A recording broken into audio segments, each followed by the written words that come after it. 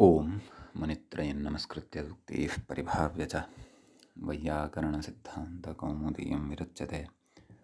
सर्वेभ्यः श्रोतृभ्यः नमः। अस्माभिः गतपाठे यद्यत् पठितं तद् एकवारं स्मरामः। वयं वैयाकरणसिद्धान्तकौमुदी इत्याख्यस्य ग्रन्थस्य तत्र तद्धितेषु शैषिकप्रकरणं पठन्तः स्मः। प्रकरणस्यास्य अस्माकं क्रमे तत्र षड्विंशः पाठः गतपाठः प्रवृत्तः। अस्मिन् षड्विंशे पाठे वयं सर्वादौ तावत् तस्य व्याख्यान इति च व्याख्यातव्यनाम्नः इति सूत्रं पठितवन्तः। एवं खलु तस्य व्याख्यान इति विग्रहे व्याख्यातव्यग्रन्थप्रातिपदिकात् षष्ठ्यन्तात् भवे षष्ठ्यन्तात् तत्र भवः इत्यस्मिन् अर्थे च सप्तम्यन्तात् प्रातिपदिकात् यथा विहितं प्रत्ययाः भवन्ति इति तस्य सूत्रस्य अर्थः अस्माभिः दृष्टः। ततश्च तत्र सुपां व्याख्यानः सौपः ग्रन्थः, तिङां व्याख्यानः तैङः ग्रन्थः, कृतां व्याख्यानः कार्तः ग्रन्थः इति इमानि उदाहरणानि तस्य व्याख्यानः इत्यस्मिन् अर्थे दृष्टानि। तस्य व्याख्यानः ग्रन्थः सुप्सुभवं तत्र भवः इत्यस्मिन् अर्थे सुप्सुभवं सौपं, तिङ्क्षुभवं तैङं, कृत्सुभवं कार्तम् इत्यादीनि अपि रूपाणि अस्माभिः दृष्टानि। यद्यपि मूले तु तत्र सुप्सुभवं सौपम् इत्येकमेव तत्र भवः भवार्थे प्रदत्तं वर्तते इति। सम्यक्। ततः परं सूत्रं पठितं बफ्फचोन्तोदात्ता ठञ् इति। तत्र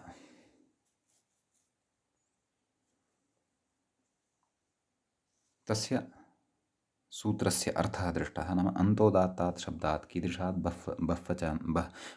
बफ्फचकात् अथवा बफ्फचः ठञ् इति प्रत्ययः भवति। तस्य व्याख्यान इति च व्याख्यातव्यनाम्नः इति अर्थे। तत्र षत्वणत्वयोर्विधायकं शास्त्रं षत्वणत्वं। सम्यक्। तस्य व्याख्यानः तत्र भवः वा षात्वणत्विकः इति उदाहरणद्वयम् अस्माभिः दृष्टम्। ततः परं सूत्रं पठितं क्रतुयज्ञेभ्यश्च इति। तत्र क्रतुवाचकात् शब्दात् अथवा यज्ञवाचकात् शब्दात् तत्र ठञ् इति प्रत्ययो भवति इति अस्माभिः तस्य अर्थः दृष्टः। तत्र केचन सिद्धान्ताः अपि दृष्टाः। तत्र उक्तं मूले सोमसाध्येषु यागेषु एतौ प्रसिद्धौ कौ क्रतु अपि च यज्ञ इति एतौ शब्दौ। तत्र अन्यतरोपादानेन नाम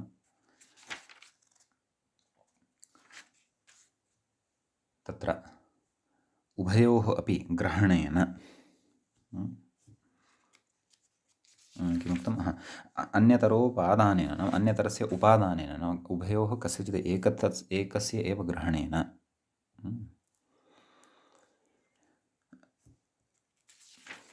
सिद्धे नाम अपेक्षितानां रूपाणां सिद्धौ सत्याम् उभयोः उपादानं नाम उभयोः शब्दयोः अपि प्रकृते ग्रहणं यत् कृतं वर्तते तद्ग्रहणसामर्थ्यात् अर्थात् तदुपादानसामर्थ्यात् असोमकाः अपि इह गृह्यन्ते इति सिद्धान्तः कश्चन लक्षितः। ततः उदाहरणं च साधितम्। अग्निष्टोमस्य व्याख्यानः तत्र भवः आग्निष्टोमिकः इति एकम् उदाहरणं। तत्र भवो वा इति नाम अर्थद्वये सिद्ध्यति खलु उदाहरणं। तस्य व्याख्यान इत्यादि सूत्रात् आरभ्य सर्वमपि उदाहरणम् अस्तु। ततः वाजपेयिकः वाजपेयस्य व्याख्यानः तत्र भवो वा इत्यर्थे वाजपेयिकः। एवमेव राजसूयिकः, पाकयज्ञिकः, नावयज्ञिकः इति इमानि रूपाणि साधितानि। प्रकृते क्रतुशब्दः यज्ञशब्दस्तु स्वयं न गृह्यते, तेषां स्वकीययोः स्वरूपस्य ग्रहणं तु न भवति इति एतद् ज्ञापयितुमेव प्रकृते बहुवचनं प्रयुक्तं वर्तते। क्रतुयज्ञेभ्यश्च इति, अन्यथा क्रतुयज्ञयोः इत्येव प्रयोगं करोति स्म सूत्रकारः, परन्तु तथा न प्रयुक्तवान्। सम्यक्। अनन्तोदात्तार्थम् आरम्भः नाम अयम् अनन्तोदात्तार्थः आरम्भः नाम अयम् आरम्भः गतसूत्रेण तु तत्र अन्तोदात्ताय उक्तम्, अन्तोदात्तस्य एव विधानम् उक्तम्, एतेन तु अनन्तोदात्तस्य नाम अन्तोदात्तभिन्नस्य कृते इदम् अत्र व्याख्यानं क्रियमाणं वर्तते। सम्यक्। ततः तत्र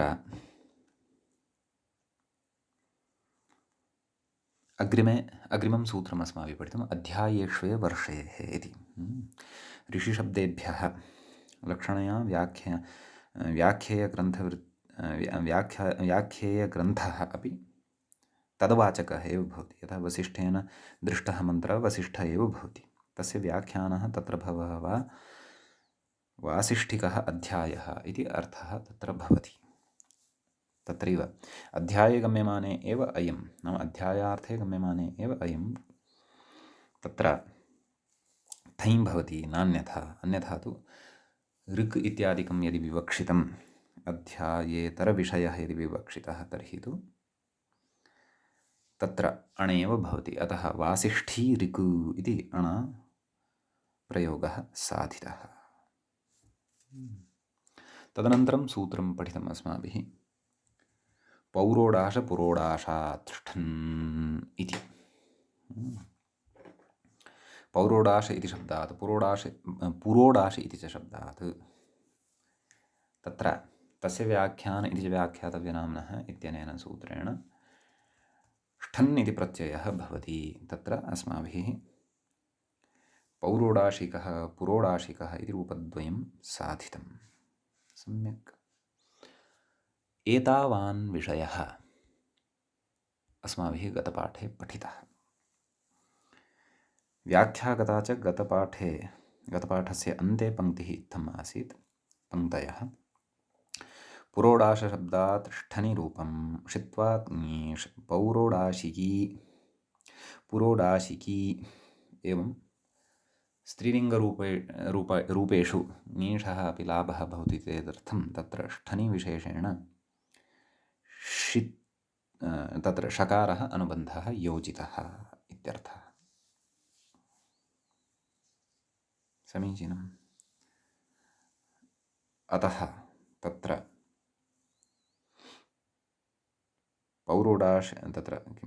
पौरोडाशिकः पुरोडाशिकः इति यथा पुल्लिङ्गे स्थापितं तद्वत् पौरोडाशिकी पुरोडाशिकी इति स्त्रीलिङ्गे अपि सिद्ध्यति इत्यर्थः।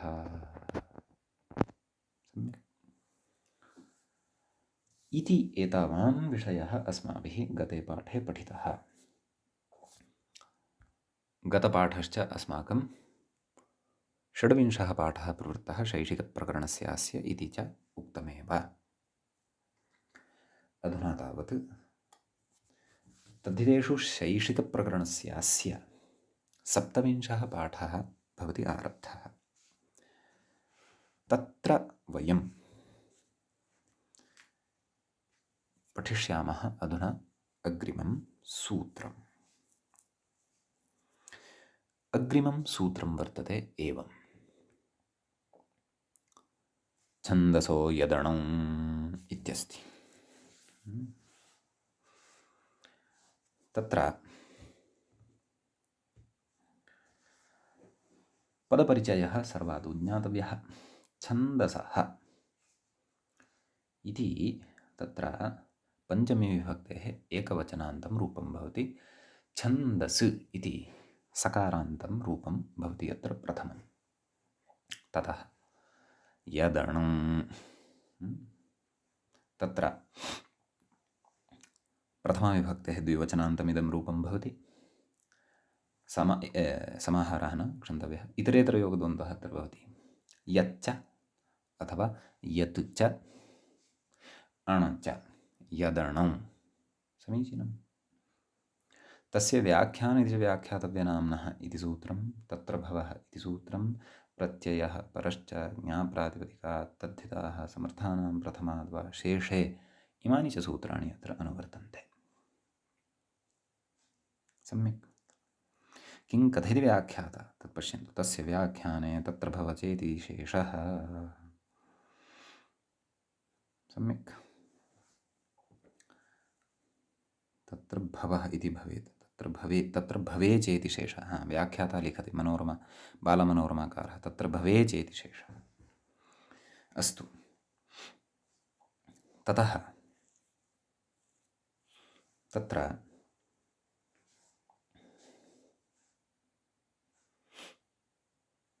सूत्रार्थः कर्तव्यः। नाम छन्दसि इति प्रातिपदिकात्, कीदृशात्? षष्ठ्यन्तात् सप्तम्यन्तात् च। कुतः? तस्य व्याख्यान इति अर्थग्रहणे तु षष्ठ्यन्तं गृहीष्यते, समर्थानां प्रथमाद्वा इति बलात् तस्य इत्यनेन षष्ठ्यन्तस्य प्रथमतया उपस्थितत्वात्। एवं खलु? तत्र भव इत्यत्र तत्र इत्यनेन सप्तम्यन्तं ग्राह्यं, यतः अर्थद्वयमपि अत्र युगपद इदानीम् अस्माभिः पठ्यमानं वर्तते, अतः अर्थद्वयस्यापि प्रकृते प्रवृत्तिः कार्या। सम्यक्। ततः तत्र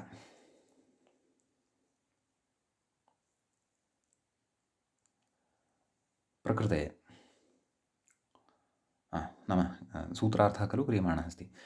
छन्दसि इति षष्ठ्यन्तात् सप्तम्यन्तात् वा तस्य व्याख्यानः अथवा तत्र भव इत्यादिषु अर्थेषु द्वौ प्रत्ययौ एतौ भवतः। कौ? यदणौ, अर्थात् यत् अपि च अण् इति सूत्रस्य अर्थः। उदाहरणे प्रविशामः। मूले पश्यन्तु। छन्दस्यः, छान्दसः तावदेव उक्तं, यावदपेक्षितं। कथं विग्रहः? छन्दसां व्याख्यानः ग्रन्थः इति वा, छन्दस्सु भवः, छन्दसि वा भवः, सोऽपि छन्दस्यः अथवा छान्दसो भवति। तर्हि छन्दस् इति शब्दात् छन्दसो यदणौ इत्यनेन सूत्रेण यत् प्रत्ययः, छन्दस् छन्दस्य सुप्रत्ययः सस्य रुत्तविसर्गः सति छन्दस्यः इति रूपं सिद्धं भवति। अणि सति तु वयं जानीमः, तद्धितेषु चामादेः इत्यनेन आदिवृद्धिः भवति, छान्दस इति रूपं तत्र सिद्धं भवति। समीचीनम्। एवं रीत्या अत्र अस्माभिः ज्ञातव्यम्। ततः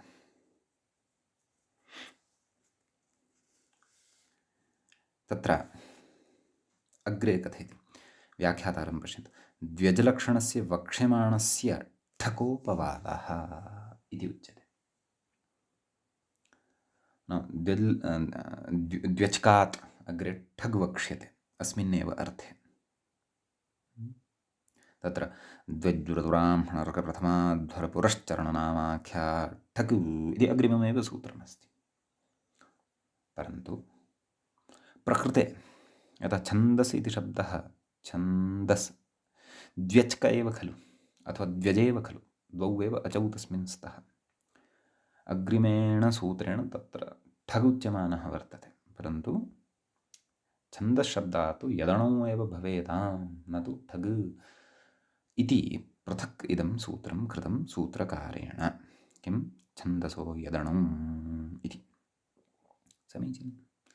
छन्दश्शब्दस्य च अर्थं वयं जानीमः, बहुषु अर्थेषु अयं शब्दः प्रयुज्यते। तत्र श्लोकानाम् अथवा मन्त्राणां वृत्तविशेषः अथवा वेदस्य मन्त्रस्यापि व्यवहारः छन्दः इति भवति। नपुंसकलिङ्गे अयं शब्दः भवति, तस्मात् विशिष्टे अर्थे एते प्रत्ययाः भवन्ति इत्यर्थः। सम्यक्। ततः अस्मिन् सूत्रे तु एतावानेव विशेषः अत्र भवति। तदधुना वयम् अग्रिमस्य सूत्रस्य अत्र आरम्भं कुर्मः। द्वयज्रुतब्राह्मणर्कप्रथमाध्वरपुरश्चरणनामाख्याता ठक् इति अग्रिमं सूत्रम्। प्रकृतसूत्रे कति पदानि सन्ति आदौ इदं पश्यामः। अत्र द्वे पदे स्तः एकं पदं तत्र द्वैज्वृतब्राह्मणप्रथमाध्वरपुरश्चरणनामाख्यात् इति वर्तते। अत्र पदे पञ्चमी विभक्तिः एकवचनं च भवति। ठक् ठक् इति प्रथमान्तं पदं भवति, प्रथमाविभक्तेः एकवचनान्तं भवति। तस्य व्याख्यान इति च व्याख्यातव्यनाम्नः इति सूत्रं, तत्र भवः इति सूत्रं, प्रत्ययः परश्च ज्ञाप्रातिपदिकात् तद्धिताः समर्थानां प्रथमाद्वा शेषे इमानि च सूत्राणि प्रकृते अनुवर्तन्ते। सम्यक् इदानीं विग्रहः ज्ञेयः। द्वौ अच्यौ यस्मिन् सः द्व्यच्, एवं खलु। प्रथमं पदं यद् वर्तते द्व्यच् इति समस्तपदं, यद्यपि इदं समग्रमेव एकं पदं प्रथमं यद् वर्तते तत् समस्तपदं वर्तते। द्विजृतब्राह्मणार्कप्रथमाध्वरपुरश्चरणनामाख्यात् एतावत् पर्यन्तं। तर्हि तत्र विग्रहः द्व्यच् इत्यस्य तु विग्रहः कृतः, द्वौ अचौ यस्मिन् सः द्व्यच्। इदानीम् अग्रे समग्रस्य पदस्य विग्रहः कर्तव्यः। द्व्यच् च ऋच्च अर्थात् ऋत् च ब्राह्मणश्च ऋक् च प्रथमश्च अध्वरश्च पुरश्चरणञ्च नाम च आख्यातञ्च तेषां समाहारद्वन्द्वः, एवं खलु। द्व्यज्रुतब्राह्मणर्कप्रथमाध्वरपुरश्चरणनामाख्यातं तस्मात् द्व्यज्रुतब्राह्मणप्रथमाध्वरपुरश्चरणनामाख्यातात् नामाख्यातात् इति आख्यातशब्दः खलु अन्त्यः, अतः आख्यातात् इति। अस्तु, अयं विग्रहः। ततः किं कथयति व्याख्याता इति पश्यामः। कथयति द्व्यच् ऋत् ब्राह्मण ऋक् प्रथम अध्वर पुरश्चरण नामन् आख्यात एभ्यः ठक् स्यात्, तस्य व्याख्याने तत्र भवेत् च। तस्य तयोः द्वयोः अपि अर्थयोः अत्र अनुवर्तनं भवति खलु। तस्य व्याख्याने तत्र भवेत् च इति अर्थे। समीचीनं। ततः तत्र उदाह्रियते। कथयति मूले पश्यन्तु। द्व्यचः ऐष्टिकः, अत्र शैषिकः इत्यपि पाठभेदः दृश्यते, अथवा अयमपि शब्दः अत्र कोष्ठकेषु स्वीकृतः दृश्यते। तत्र ऐष्टिकः, ऐष्टिकशब्दविषये तु व्याख्यात्रा नोक्तं किमपि, तत्र अस्माभिः व्याख्येयं वर्तते। तत्र द्व्यचः उदाहरणमिदं वर्तते। समीचीनं। तत्र इष्टिशब्दः भवति मूलतः। इष्टेः व्याख्यानः इष्टौ भवः वा इति विग्रहे सति इष्टि इति षष्ठ्यन्तात् सप्तम्यन्तात् च द्विज्रुतब्राह्मणर्कप्रथमाध्वरपुरश्चरणनामाख्यातात् ठक् इत्यनेन सूत्रेण ठक् इति प्रत्ययः भवति। द्व्यच्कः एष इष्टिशब्दः इत्यतः, अतः इष्टि। ततः ठक् तत्र ठक् ठस्य इकादेशः इष्टि इक आदिवृद्धिः द्वैष्टि इक भत्वात् इलोपः यस्य चैत्यनेन द्वैष्ट इक द्वैष्टिक सुप्रत्ययः सस्य रुक्तविसर्गे सति द्वैष्टिकः नैव द्वैष्टिकः ऐष्टिकः। मया मध्ये शब्दः अपभ्रंशः स्वीकृतः प्रमादात्, इष्टिशब्दः अस्ति खलु, अतः ऐष्टिकः। इष्टि ठक् इष्टि इक ऐष्टि इक ऐष्ट इक ऐष्टिका सुप्रत्ययः सस्य ऋतुविसर्गे सति ऐष्टिकः इति रूपं तत्र सिद्धं भवति। अग्रे शैषिक इति सम्यक् कथयति। व्याख्यातारं पश्यन्तु। शेषस्य व्याख्यानः तत्र भवो वा इत्यर्थः। अस्माभिः यत् प्रकरणं पठ्यमानं वर्तते शैषिकप्रकरणं, तस्य रूपसिद्धेः प्रसङ्गः उपस्थितः वर्तते। सम्यक्। तर्हि शेषस्य व्याख्यानः ग्रन्थः अपि भवत्येव अयं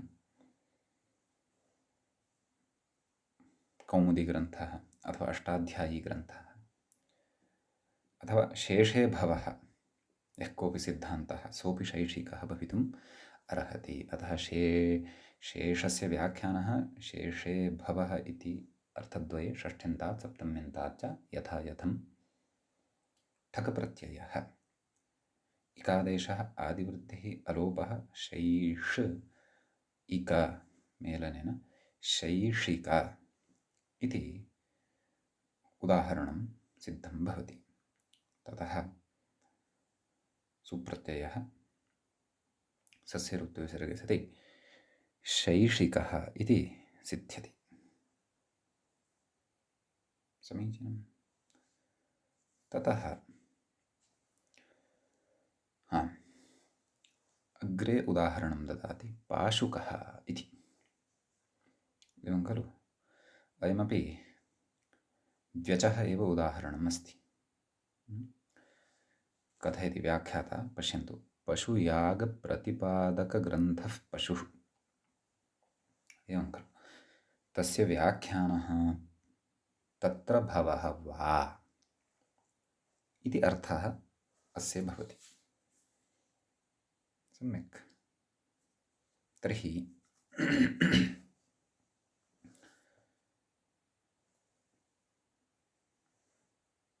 तत्र पशु इति शब्दात् तस्य व्याख्यानः तत्र भव इत्यस्मिन् अर्थे शैषिकः एषः प्रत्ययः ठक् भवति। येन द्विब्राह्मणप्रथमाध्वरपुरश्चरणनामाख्याता ठक् इत्यनेन पशु ठक् पशु ठ कथयति व्याख्याता। उकः परत्वात् ठस्य कः, एवं खलु। अत्र इकादेशो न भवति। कुतः? पशु इत्यत्र अन्ते उक् अस्ति। कः सः? उकारः। अतः तस्मात् परतः ठकारस्य इकादेशो न भवति, परन्तु तत्र उकादेशः भवति। क्षन्तव्यः, कादेशः भवति। किं सूत्रम्? इसुसुक्तान्तात् कः इति सूत्रं पूर्वम् अस्माभिः पठितम्। अतः पशु क कित्तु अस्ति एव ठकतः, कित्वादादिवृद्धिस्तु भविष्यति एव। पाशुक पाशुक सुप्रत्ययः सस्य ऋत्विसर्गे सति पाशुकः इति रूपमपि सिद्ध्यति। तस्य व्याख्यानः अपि च तत्र भवः इत्यस्मिन् अर्थे पशौ भवः, पशुयागप्रतिपादकग्रन्थः पशोः व्याख्यानं नाम लक्षणया पशुयागप्रतिपादकः ग्रन्थः अपि पशुः एव भवति। एवं खलु। निरुक्ते अर्थात् वैदिकव्याकरणे पशुशब्दस्य अग्निः, वायुः इत्यादयः अर्थाः वर्तन्ते वैदिकवाङ्मये। अतः पशुयागः नाम अग्नियागः अथवा अग्निदेवसम्बद्धः कश्चन यागविशेषः। केचन तु चतुष्पात् पशोः कर्तनं कृत्वा छागादिकं कृत्वा तद्यागं कुर्वन्ति, सः स्वर्गं लभते इति इत्यादिकं कुर्वन्ति। तत्तु अवैदिकं कर्म इति केचन, वैदिकं कर्म इति केचन। अस्माभिः स्वकीया स्वश्रद्धानुसारम् अथवा सत्यस्य अन्वेषणं कुर्वद्भिः, सत्यमेव स्वीकुर्वद्भिः तत्र युक्तः अर्थः ग्राह्यः। अस्तु, अग्रे ऋत इति मूले पश्यन्तु। ऋतः चातुर्होतृकः कथं व्याख्याता कथयति, उदाह्रियते इत्यर्थः। नाम ऋतः अन्वयः क्व तत्र अध्याहार्यं किम् उदाह्रियते इत्यर्थः नाम ऋतः उदाहरणम् उदाह्रियते इति यतः द्व्यच् इत्यस्मात् अग्रे किं वर्तते सूत्रे ऋत् इति वर्तते। एवं किल ऋत् इति वर्तते। ऋत् च इति तत्र व्याख्यानं तत्र तपरकरणं वर्तते। तत्र ऋत् इत्यनेन ऋकारान्तः शब्दः ग्राह्यः। सम्यक्, अतः तत्र उदाह्रियते। किं पश्यन्तु महोदय, चातुर्होतृकः एवं खलु। कथं तस्य विग्रहः? तत्र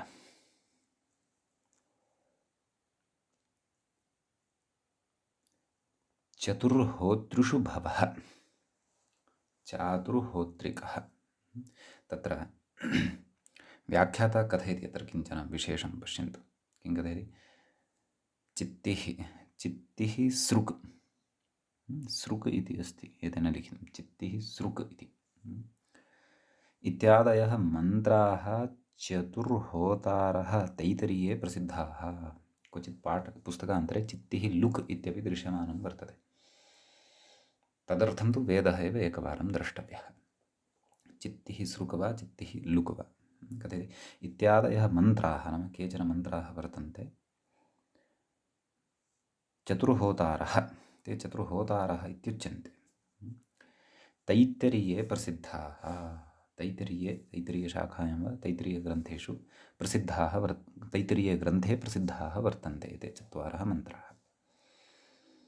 तेषां व्याख्यानः तत्र भवः वा इत्यस्मिन् अर्थे किं रूपं भवति?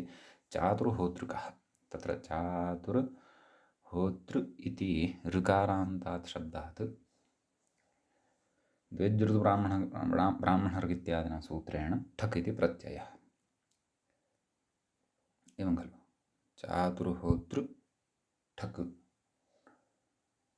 ततः अस्य ठ इत्यस्य स्थाने इसु सुक्तान्तात् कः इत्यनेन क आदेशः भवति। अतः चातुर्होतृक। ततः सुप्रत्ययः सस्य ऋत्विसर्गे सति चातुर्होतृकः इति रूपं तत्र सिद्धं भवति। समीचीनम्। ततः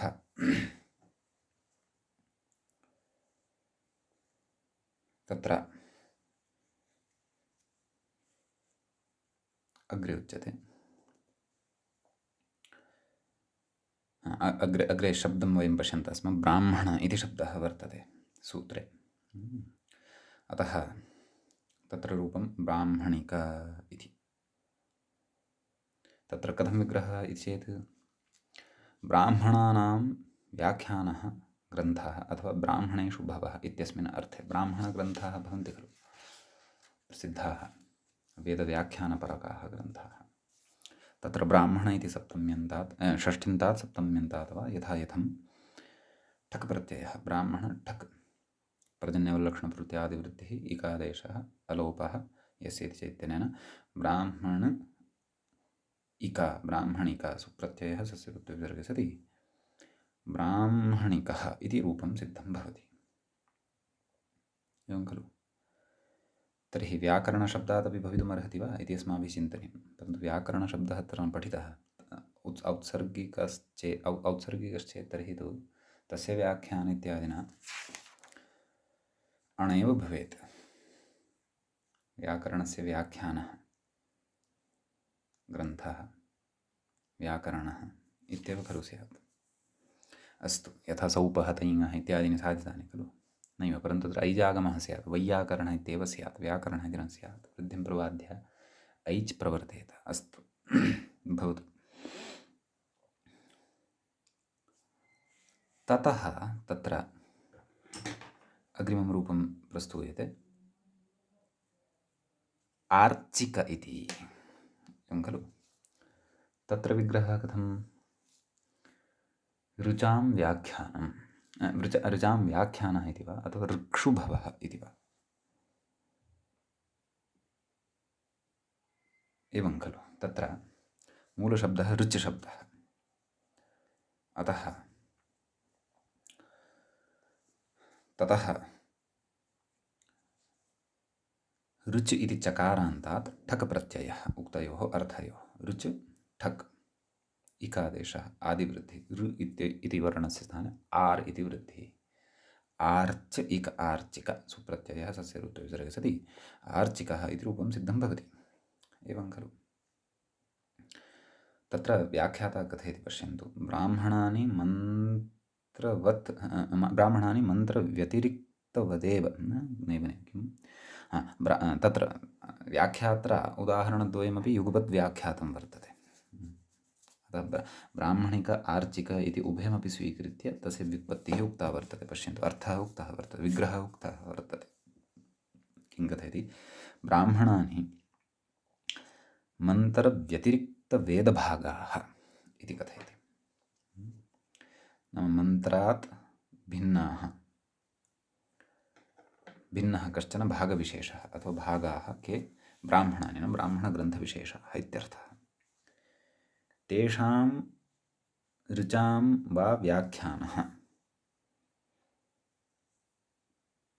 तत्र भवः वा,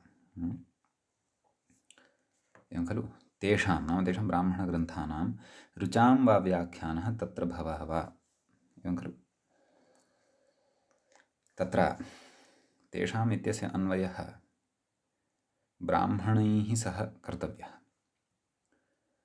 ऋचां व्याख्यानः तत्र भवः वा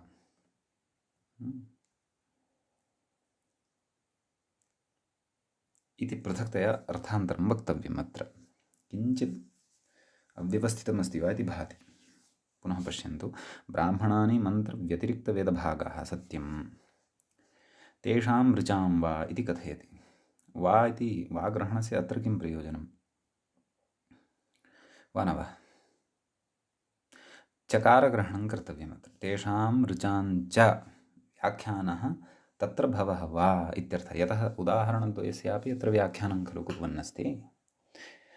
वा इति चकारार्थे अपि भवति वा इति तु द्रष्टव्यं। तथा चेत् तर्हि तु इदं वाक्यं सम्यक्। अन्यथा वा स्थाने चकारः पठ्येत यदि, तर्हि इतोपि सम्यक् स्यात् इति तावदेव।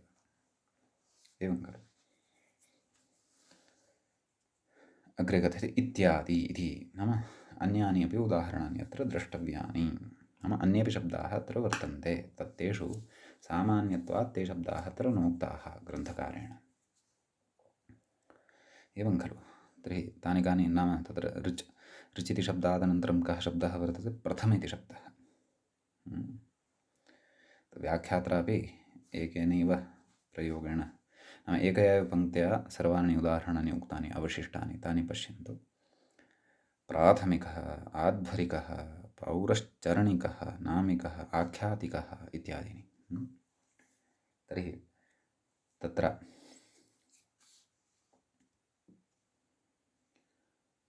प्राथमिकः इति अस्ति खलु, प्रथमस्य व्याख्यानः अथवा प्रथमे भवः, एवं रीत्या वा तत्र विग्रहः कर्तव्यः। समीचीनं। तत्र तदेव ठकि सति प्राथमिकः इति रूपं सिद्ध्यति। अग्रिमः शब्दः वर्तते सूत्रे अध्वरा इति। तर्हि तत्र अध्वरः यज्ञविशेषः, तत्र अध्वरस्य व्याख्यानः अध्वरे भवः वा इति अर्थे आध्वरिकः, ठकि सति आध्वरिकः इति रूपं भवति। अग्रे चरण नैव अध्वर पुरश्चरण इति शब्दः वर्तते, पुरश्चरण। एवं खलु पुरश्चरणस्य व्याख्यानः पुरश्चरणे भवः वा इति अर्थे ठकि सति पौरश्चरणिकः इति रूपं सिद्धं भवति। एवं खलु तत्र नामिकः इत्यत्र नाम्नां व्याख्यानः नामसु भवः वा, नामन्नित्यस्मात् प्रत्ययस्य तत्र षष्ठ्यन्ता सप्तम्यन्तात् वा द्वैज्जुर्ब्राह्मणः पुरश्चरणनामाख्यातः ठक् इत्यनेन सूत्रेण ठक् प्रत्ययः ठकि सति तत्र नामन् इक सम्यक् नस्तद्धिते इत्यनेन नामन् इत्यत्र विद्यमानस्य अन् इत्यस्य लोपः भवति। नाम इकनामिक सुप्रत्ययः सस्य ऋत्विसर्गे सति नामिकः इति रूपं तत्र भवति सिद्धम्। एवं खलु। ततश्च आख्यातशब्दः अस्ति अन्तिमः। आख्यातस्य व्याख्यानः ग्रन्थः, आख्यातस्य व्याख्यानः ग्रन्थः अथवा आख्याते भवः इत्यस्मिन् अर्थे आख्यातशब्दात् द्वैज्रुतब्राह्मणः प्रथमाध्वर पुरश्चरणनामाख्याताठक् इत्यनेन सूत्रेण ठकि सति आख्यातठक् इकादेशे सति आदिवृद्धौ अलोपे च सति आख्यातिका इति शब्दात् सुप्रत्यये आख्यातिकः इति रूपं तत्र सिद्धं भवति इति एतावान् विशेषः द्व्यज्रुतब्राह्मणर्कप्रथमाध्वरपुरश्चरणनामाख्याताठक् इति सूत्रगतः भवति। समीचीनं। ततः अत्र वयम् इदानीम् अग्रिमसूत्रे प्रविशामः। अधुना अग्रिमं सूत्रं भवति अण्ऋगयनादिभ्यः इति। सूत्रस्य पदच्छेदः कर्तव्यः। सूत्रे द्वे पदे स्तः। अण् इति एकं पदं, ऋगयनादिभ्यः इति द्वितीयं पदं। तत्र अण् इति प्रथमान्तं भवति, प्रथमाविभक्तेः एकवचनान्तं भवति। एवं किल। ऋगयनादिभ्यः इत्यत्र तु पञ्चमी विभक्तिः भवति, बहुवचनं च भवति। तत्र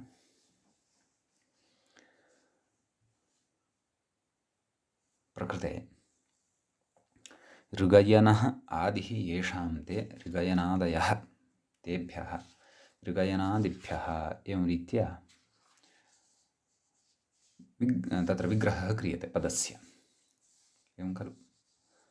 प्रकृतसूत्रं प्रति तस्य व्याख्यान इति च व्याख्यातव्यनाम्नः तत्र भवः प्रत्ययः परश्च ज्ञाप्रातिपदिकात् तद्धिताः समर्थानां प्रथमाद्वा शेषे इति एतावान् सूत्रसमूहः अनुवर्तते। समीचीनं। ततः सूत्रार्थः कर्तव्यः। व्याख्याता किं कथयति पश्यामः।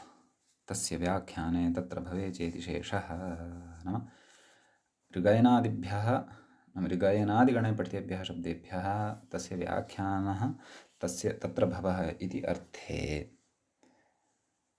अण इति प्रत्ययो भवति इति अर्थः। एवं खलु। सूत्रार्थः ज्ञातः, परन्तु अस्माकं परिपाट्यनुसारम् अस्मिन् गणे के शब्दाः अन्तर्भवन्ति तदपि एकवारं द्रष्टव्यम्। तत्र गणपाठः इत्थं वर्तते। तत्र शब्दाः एवं सन्ति। ऋगयन, पदव्याख्यान, छन्दोमान, छन्दोभाषा, छन्दोविचिति, न्याय, पुनरुक्त, निरुक्त, व्याकरण, निगम, वास्तुविद्या, क्षत्रविद्या, अंगविद्या, विद्या, उत्पात, उत्पाद, उद्याव, संवत्सर, मुहूर्त, उपनिषद, निमित्त, शिक्षा, भिक्षा इति एतावन्तः इमे शब्दाः अस्मिन् गणे भवन्ति। इदानीमत्र यानि उदाहरणानि दत्तानि तानि पश्यामः। आदौ मूले कथयति। तत्र किं कथयति पश्यन्तु। ठयादेरपवादः इति। ठयादयः केचन प्रत्ययाः तेषाम् अयम् अपवादो भवति इत्यर्थः। तत्र यथा बफचोन्तोदात्ता ठञ् इति तेन ठञ् विधीयते खलु बफचकात्, तस्य अयम् अपवादो भवति। तर्हि उदाहरणमस्ति। आर्यगण इति, क्षन्तव्यः, आर्गयन इति। आर्यगण इति न, आर्गयन इति। तर्हि तत्र ऋगयनस्य व्याख्यानः ऋगयने भवः। तदेव व्याख्याता कथयति ऋगयनं ऋक्संहिता तस्य व्याख्यानः तत्र भवो वा इत्यर्थः। एवं खलु ऋक्संहितायाः ऋगयनम् इति नाम भवति, तस्य व्याख्यानः अथवा तत्र भवति इति अर्थे। तदेव अग्रे कथयति बह्वृचोऽन्तोदात्तात् इति ठञ् प्राप्ते अण, नाम तेन सूत्रेण यः ठञ् प्राप्तः भवति तं ठञ् प्रपाद्य प्रकृते अण् प्रवर्तते। सम्यक्। तर्हि ऋगयन ठञ् इकादेशः आदिवृद्धिः स्थाने आ इति वृद्धिः रेफं स्वीकृत्य प्रवर्तते। अतः केन उरुण्डपरः इति सूत्रसाहाय्येन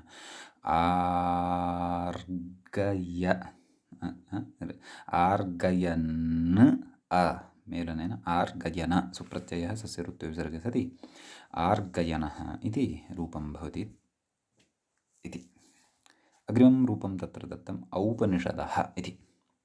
एवं खलु तत्र कथं विग्रहः व्याख्यात्र उच्यते उपनिषदो व्याख्यानः तत्र भवो वा इत्यर्थः।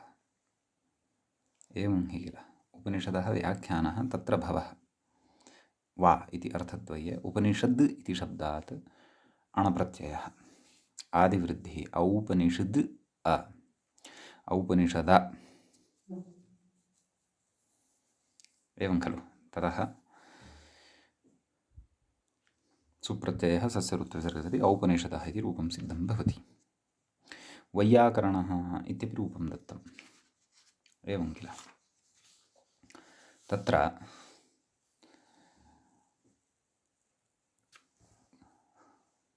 व्याकरणस्य व्याख्यानः ग्रन्थः इति वा व्याकरणे भवः इति वा पूर्वमहं चिन्तयन्नेव आसं, मूलेव उदाहरणम् उपस्थितमत्र। अतः व्याकरण इति शब्दात् प्रकृते व्याकरणे भवः इत्यस्मिन् अर्थे व्याकरणस्य व्याख्यानः व्याकरणे भवः इति अर्थद्वये प्रसङ्गानुसारेण तदर्थे प्रकृते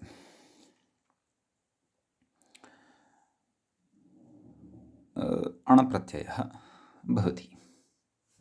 एवं किल अपि च अस्मिन् गणे सत्यं व्याकरणशब्दोऽपि पठितः वर्तते। ततः व्याकरण अण स्मारयति पठितां व्यवस्थां व्याख्याता नैवाभ्याम् इत्यैच्, नाम अत्र आदिवृद्धिं प्रबाद्य ऐजेव भवति, ऐजागमः भवति। एवं खलु अतः वैयाकरण सुप्रत्ययः सस्य ऋत्वविसर्गे सति वैयाकरणः इति रूपं भवति।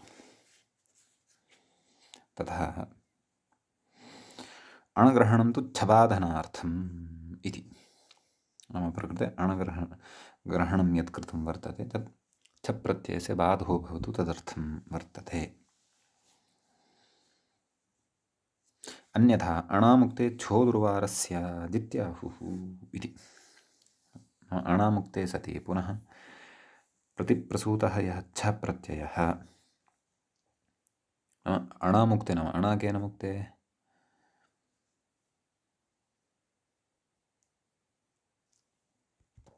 नाम तदेव अयं यः अण आरब्धः वर्तते सः अण यदि नारभ्येत तर्हि तद् छप्रत्ययस्य निवारणं न स्यात्, सः औत्सर्गिकस्य अणः बाधं कृत्वैव अत्र तिष्ठेत् इति। एवं खलु यतः बहवः शब्दाः अत्र यथा वास्तुविद्या इत्यपि अस्ति गणे, तस्य वृद्धसंज्ञा अस्ति, अतः तस्मात् छप्रत्ययः स्यात् खलु। अतः तादृशेषु प्रयोगेषु एतं सिद्धान्तमपि वक्तुं शक्नुमः यः व्याख्यात्रा अत्र अन्ते उक्तः वर्तते भवतु इति। एतावान् विशेषः तत्र णृगयनादिभ्यः इति सूत्रे भवति। तदधुना प्रकृते अन्यः विशिष्टः अर्थः आरब्धः भवति। तस्य व्याख्यान इति च व्याख्यातव्यनाम्नः इति अर्थः, तत्र भवः इति च अर्थः अत्र सम्पन्नतां गतः। अधुना प्रकृते अग्रे अन्यः अर्थः आरब्धः भवति। तत आगतः इति सूत्रं भवति। तत आगतः इति ततः इति अव्ययं भवति। पञ्चमी द्योतकम् अव्ययं भवति। पञ्चम्यन्तानुकरणम् अत्र इदं पदं भवति। नाम लुप्तपञ्चमीकमपि उच्यते। यद्यपि अव्ययम् अव्ययात् तु विभक्तेः लोपः भवत्येव खलु। अतः प्रकृतिरपि ततः इति यथा तत्र भवः इति अर्थः आसीत् खलु। तत्र इति सप्तमी द्योतकः शब्दः अथवा सप्तमी द्योतकम् अव्ययम्। एवमेव प्रकृते ततः इति पञ्चमी द्योतकम् अव्ययम्। तच्च सूत्रे प्रथमं पदं भवति। अतः प्रथमाद्वा इति नियमानुसारेण पूर्वं यः अधिकारः अत्र आगच्छन्नेव अस्ति समर्थानां प्रथमाद्वा, तेन पञ्चम्यन्तात् इतः परं प्रत्ययाः भविष्यन्ति। समीचीनं। तत्र इदानीम् अग्रे पठ्यते सूत्रं किं पठितमेव। ततः इति पञ्चम्यन्तम्, आगतः इति तु तत्र प्रथमान्तं भवति। समीचीनं। प्रकृते किं किम् अनुवर्तते इति अस्ति इदानीं द्रष्टव्यम्। तत्र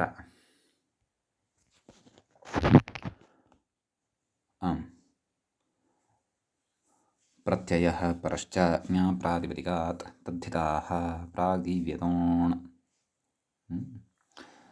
समर्थानां प्रथमाद्वा शेषे इति एतत् सर्वमपि अत्र अनुवर्तते। सम्यक्। ततः सूत्रार्थः ज्ञेयः। व्याख्याता किं कथयति तत् पश्यामः। अस्मिन् अर्थे पञ्चम्यन्तात् यथाविहितं प्रत्ययाः स्युः इति। एवं खलु। तर्हि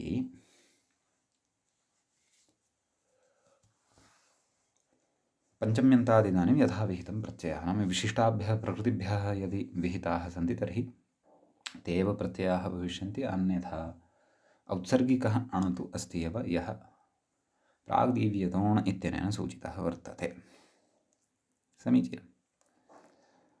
ततः उदाह्रियते। किं सूत्रार्थः दृष्टः, उदाह्रियते।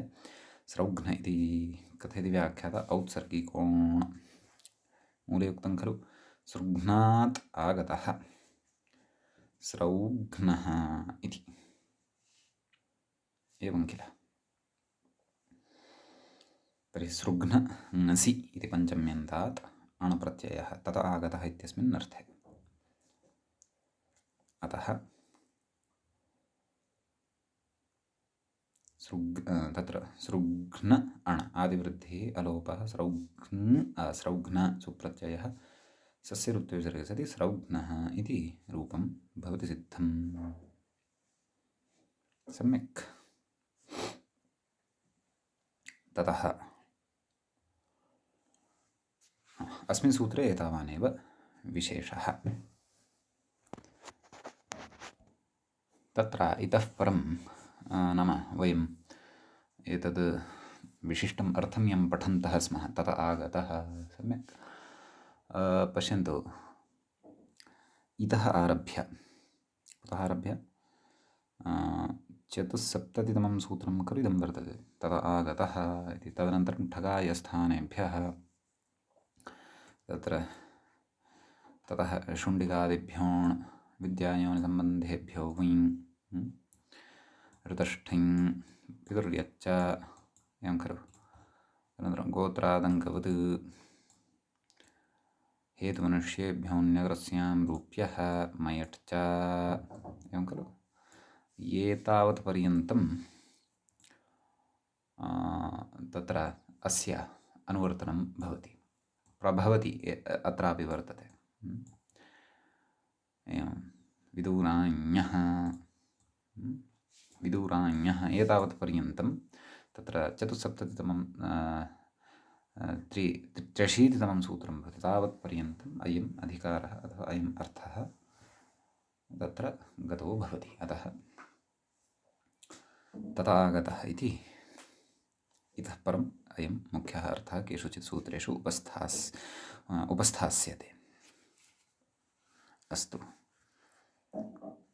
ततः अग्रिमं सूत्रं ठगायस्थानेभ्यः इति अस्ति। एवं खलु? तत्र पदच्छेदः आदौ कर्तव्यः अस्माभिः। सूत्रस्य ठक् इति एकं पदं वर्तते, प्रथमाविभक्तेः एकवचनान्तं वर्तते। आयस्थानेभ्यः इति पञ्चम्यन्तं, पञ्चमीविभक्तेः एकवचनं भवति। समीचीनं। प्रकृते आयस्य स्थानानि आयस्थानानि इत्युच्यन्ते। एवं खलु? तेभ्यः आयस्थानेभ्यः सम्यक्। तत आगतः प्रत्ययः परश्च ज्ञाप्रातिपदिकात् तद्धिताः प्राग्दीव्यतोन् समर्थानां प्रथमाद्वा शेषे इति एतत् सर्वमपि अत्र अनुवर्तते।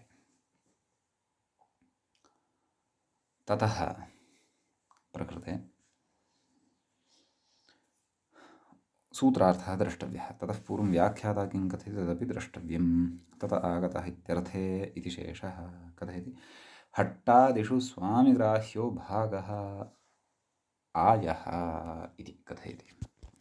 कोऽर्थः हट् इत्यस्य सकृत्कोशः द्रष्टव्यः।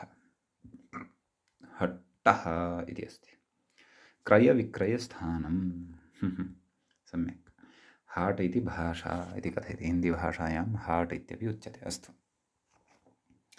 तर्हि हट्टादिषु स्वामिग्राह्यो भागः आयः इति नाम यस्मात् अस्माकं कृते किमपि तत्र क्रयविक्रयस्थानं हट्ट इति उक्तं खलु, तस्मात् तस्य स्थानं हट्टः अथवा आयस्थानम् इत्युच्यते। एवं खलु? अतः नाम आयः यस्मात् भवति, आगमनं धनस्य यस्मात् भवति इति तादृशं स्थानम् आय। यथा अहम् उदाहरणाय तत्र एकम् आपणम् उद्घाटयामि, तत्र विक्रयणं करोमि वस्तूनां, तर्हि ततः धनम् आगच्छति खलु। 5 रूप्यकाणाम् आनीय 5.5 रूप्यकाणाम् अथवा किञ्चित् अधिकेन मूल्येन अन्येभ्यः ददामि, तेषां गृहं गत्वा तेन ममपि लाभः भवति, अहमपि धनम् अर्जयामि। अतः आयस्थानानि तानि मम कृते भवन्ति, आपणः वा अथवा किमपि उद्योगक्षेत्रविशेषो वा तथा। तेभ्यः ठक् प्रत्ययः भवति, तथा भवेत् तत आगतः इत्यस्मिन् अर्थे इति कथयति। अग्रे तु व्याख्याता कथयन् अस्ति, सः यस्मिन् गृह्यते नाम आयः कः, स्वामिग्राह्यो भागः आयः इति कथयति। स्वामिनः ग्राह्यः इति वा अथवा स्वामिना ग्राह्यः इति वा। अस्तु, स्वामिनः ग्राह्यः इति भवेत्, नाम स्वामिनः सकाशात् अस्माभिः गृह्यते, तस्य सविधे कार्यादिकं कृत्वा। कथयति सः यस्मिन् गृह्यते तदायस्थानम् इति, तद्वाचिभ्यः इत्यर्थः। आयस्थानवाचकाः ये शब्दाः वर्तन्ते तेभ्यः ठक् इति प्रत्ययो भवति, उदाह्रियते। एकमेव उदाहरणं प्रकृते दत्तं। शुल्कशालायाः आगतः शौल्कशालिकः। तत्र शुल्कः नाम तदेव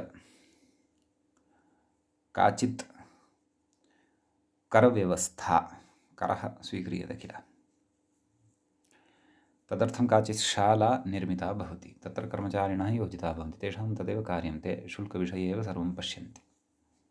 अतः तादृश्याः शालायाः आगतः यः भवति सः शौल्कशालिकः इति भवति। तर्हि शुल्कशाला इति प्रातिपदिकात् प्रकृते तत आगतः इत्यस्मिन् अर्थे ठक् इति प्रत्ययो भवति। अतः शुल्कशाला ठक्, ठकारस्य इकादेशः आदिवृद्धिः शौल्कशाला इका, यस्य चित्तनेन आलोपे सति शौल्कशाल इक शौल्कशालिक सुप्रत्ययः सस्य ऋत्वे विसर्गे सति शौल्कशालिकः इति रूपं तत्र सिद्धं भवति। वृत्तौ तावत् आकरिकम् इत्यपि उदाहरणं दृश्यते। आकारादागतम् आकरिकम्। अन्यानि अपि तत्र तादृशानि उदाहरणानि अस्माभिः साधयितुं शक्यन्ते, यत्र आयस्थानवाचकात् प्रत्ययः विवक्षणीयः भवेत्, तत आगतः इत्यस्मिन् अर्थे। सम्यक् अयं विशेषः अस्मिन् सूत्रे वर्तते। इदानीम् अग्रिमं सूत्रं तत्र वर्तते, अस्माभिः पठनीयं। सूत्रं भवत्येवं किमस्ति, शुण्डिकादिभ्योण् इति।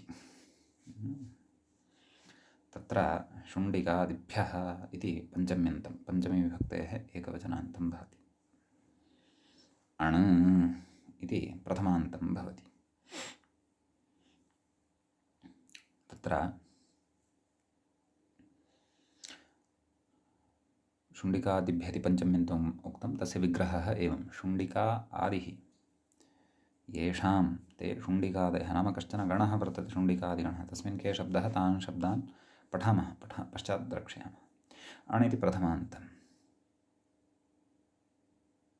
सम्यक्। तथागतः प्रत्ययः परश्च ज्ञाप्रातिपदिकात् तद्धिताः प्राग्दिव्यतोण समर्थानां प्रथमाद्वा शेषे एतत् सर्वमपि अत्र अनुवर्तते। ततः तत्र सूत्रार्थः कर्तव्यः। अपि च प्रकृते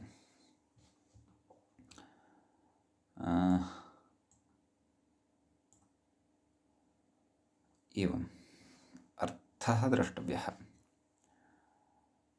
प्रकृते आयस्थानेभ्यः इत्यपि अनुवर्तते, एवं खलु?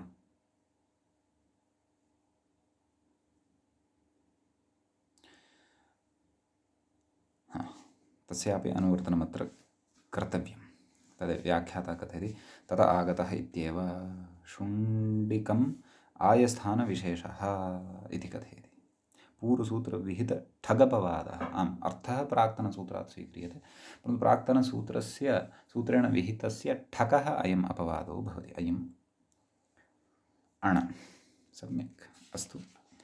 त्रिशुण्डिकादिगणे पठितेभ्यः शब्देभ्यः आयस्थानेभ्यः आगतः इत्यस्मिन् अर्थे ठगिति प्रत्ययो भवति इति सूत्रस्य अर्थः। उदाहरणानि द्रक्ष्यामः, परन्तु ततः पूर्वं तत्र अस्मिन् गणे ये शब्दाः सन्ति पठिताः, तान् शब्दान् सकृत् पश्यामः। तत्र शुण्डिक, कृकण, कृपण, स्थण्डिल, उदपान, उपल, तीर्थ, भूमि, तृण, पर्ण इति एते शब्दाः दृश्यन्ते। सम्यक्। ततः प्रकृते उदाह्रियते। किमुदाह्रियते पश्यन्तु। मूले किं कथयति? आयस्थानठकश्चादीनां चापवादः इति, एवं खलु? इति मूले अस्ति उच्यमानम्। नाम तत्र इदानीम् आयस्थानेभ्यः ठक् प्रत्ययः विहितः वर्तते। छादयश्च ये प्रत्ययाः वर्तन्ते, तेषाम् अपि यथा यथं प्राप्तानां प्रकृते अयम् अपवादः भवति इति। तर्हि तत्र किमुदाहृतम्? आदौ शुण्डिकादागतः शौण्डिकः इत्युच्यते, एवं खलु? शुण्डिकः नाम मध्यविभागविशेषः, तस्मादागतः शौण्डिकः। तर्हि प्रकृते शुण्डिक इति शब्दात् अण् इति प्रत्ययः भवति, एवं खलु? शुण्डिक अण् आदिवृद्धिः, शौण्डिक अलोपः यस्य चेत्यनेन, शौण्डिक् अशौण्डिक, सुप्रत्ययः सस्य ऋत्वे विसर्गे सति शौण्डिकः इति रूपं सिद्धं भवति। एवं कार्कणः, कृकण इति शब्दोऽपि वर्तते खलु?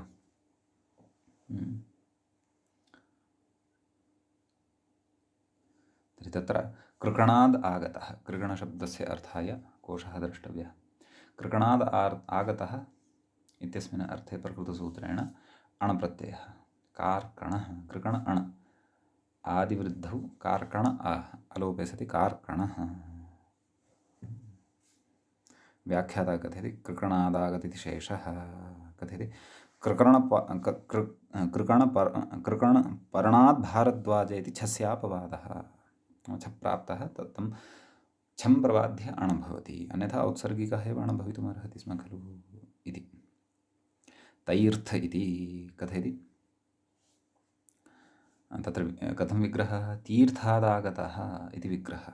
व्याख्याता कथयति धूमादिवुञोपवादः, नाम धूमादिभ्यश्च इत्यनेन वुञ् प्रत्ययः प्राप्तः, तं वुञं प्रबाध्य अणैव भवति। तीर्थ अ, तैर्थ अ, तैर्थ अ, तैर्थ सुप्रत्ययः सुरुत्वे विसर्जति, तैर्थः इति रूपं सिद्ध्यति। एवञ्च औदपानः, तत्र कथयति अत्र उत्सादित्वात् ऐं प्राप्तो न भवति पुनरण् ग्रहणात् इति। नाम उदपानादागतः इति जलस्थानविशेषः। उदपानादागतः इत्यस्मिन् अर्थे तत्र अणप्रत्ययः शुण्डिकादिभ्यो उदपान अ आदिवृद्धिः अणि सति अलोपे च सति औदपान औदपान सुप्रत्ययः सस्य वृत्ते विसर्जति औदपानः इति रूपं सिद्धं भवति। अग्रे कथयति व्याख्याता अन्यथा यथा प्राप्तविधाने आयस्थानठकं बाधित्वा अयेव स्यात्, नाम उत्सादिभ्यो इत्यनेन अयेव स्यात्, परन्तु अत्र तु अयपि न विवक्षितः। आयस्थानठकं प्रबाध्य ऐं प्राप्तः भवति, अयमपि प्रबाध्य प्रकृते अयम् अणं भवति। अतः एवं रीत्या सूत्रेषु तत्र बाध्यबाधकभावः भवति अस्माभिः अवगन्तव्यः इति कश्चन विशेषः एतत् सूत्रगतः भवति। सम्यक्। एवञ्च अद्यतनपाठमपि वयम् अत्रैव उपसंहरामः, अत्रैव मङ्गलं कुर्मः। मुनित्रयं नमस्कृत्य उक्तीः परिवहाप्य च वैयाकरणसिद्धान्तकौमुदीयं विरच्यते। एवञ्च तद्धितेषु शैक्षिकप्रकरणस्यास्य अस्माकं क्रमे 17 पाठः समाप्तिं गतः। नमः सर्वेभ्यः श्रोतृभ्यः।